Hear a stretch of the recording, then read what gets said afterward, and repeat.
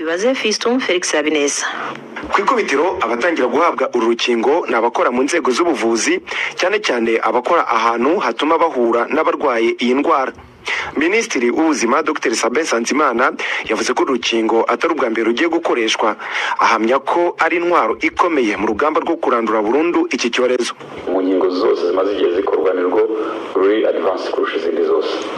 Rwarakoreshejwe mu bantu, rwakoreshejwe navuze muri Uganda umwaka ushize, rwakoreshejwe muri Kenya, rwakoreshejwe muri Leta Zunze Ubumwe za Amerika mu gihe wa Maryland, kugira ngo muraza kubisoma, ariko uru nirwo rwa ruri imbere y'izindi ku buryo ni nk'amahirwe navuga tugize, dushobora kubona nibura ikintu duha umuntu wahuye n'iyo virusi kugira ngo rutamuhitane. Iyo bavuze inkingo rero abantu bakunda guhangayika bavuga ngo bagiye kutugeregerezaho ibikingo, noneho izo ni vaccine hesitancy, ariko nagira ngo mbabwire ko kuva twavuka tumaze gufata inkingo zirenga 10 kandi noneho zo zakorwaga kera muri navuga ngo tekinoloji yari itaranatera imbere cyane ngo binihute, zaturinze indwara nyinshi ku buryo hari n'indwara bahura nayo ntubimenye kuko wakingiwe. Rero kuba wagira impungenge cyangwa ukibaza ku rukingo rw'ubu n'ubuhanga busigaye bunacukumbura cyane kurusha na kera, byaba ari impungenge kuri jye zidakwiriye, kuko kugira ngo rwemerwe no kuba rwagera ku bantu biba byaraciye mu nzira zizewe. Kuba mu bamaze kwamburwa ubuzima n'iki cyorezo higanjemo abakora mu nzego z'ubuvuzi, niho Dr Brian Chirombo uhagarariye ishami ry'umuryango w'abibumbye ryita ku buzima mu Rwanda ahera ashima u Rwanda uburyo rukomeje gushyira imbaraga mu kubarinda no kubitaho by'umwihariko. Avuga ko kuba iki cyorezo cyarahereye ku bakora mu nzego z'ubuzima ari ikintu kigomba gutuma inzego zose zihaguruka zigafatanya, kuko abaganga baramutse barwaye ntawavura abandi baturage.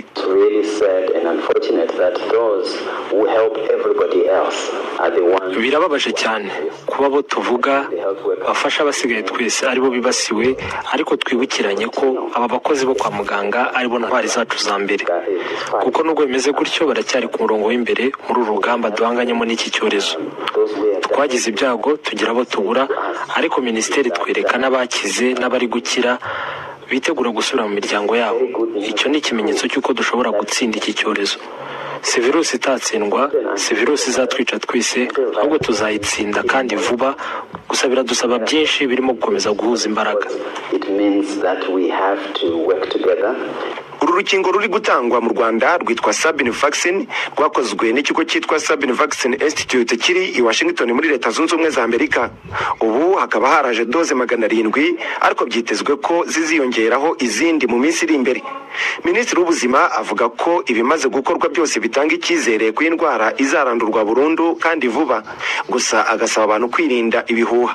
Byaragaragaye no mu gihe cyashize, iyo abantu bashyize hamwe tugahana amakuru ku gihe, bituma duhangana n'abandi benshi navuga ngo bategereza igihe nk'iki kugira ngo batambutse amakuru y'ibihuha, rimwe na rimwe babigambiriye cyangwa se bashaka kugira ngo nabo bagaragare, ariko hari n'abatangira kubikora bavuga ngo bo bafite ubuvuzi, bashobora kugusengera ugakira, cyangwa se virusi bafite ukundi bo bayikiza. Ibyo abo ni ababeshya. Nagira ngo tuze gufatanya tubwire abaturage ukuri, kuko kutavuga ubwabyo nabwo ubufashije abavuga ibitari byo. Ku itariki 27 z'ukwezi gushize kwa 9 nibwo mu Rwanda hagaragaye indwara ya Marburg.